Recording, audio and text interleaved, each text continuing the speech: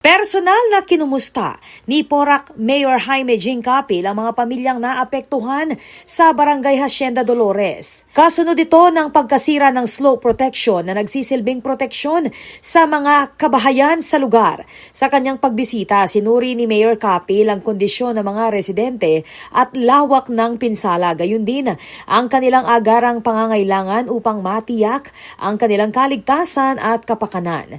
Naghatid din ang lokal na pamahalaan ng tulong at kinakailangang suporta sa mga apektadong pamilya habang nakikipag-ugnayan sa mga kinauukulang tanggapan para sa assessment at mga susunod na hakbang. Tiniyak ni Capil ang patuloy at mabilis na pagtugon sa mga residente lalo na sa panahon ng kalamidad. Ako po, Patricia Mamangon para King News Force Pampanga, Balitang Tutuking Balen, Susuyo.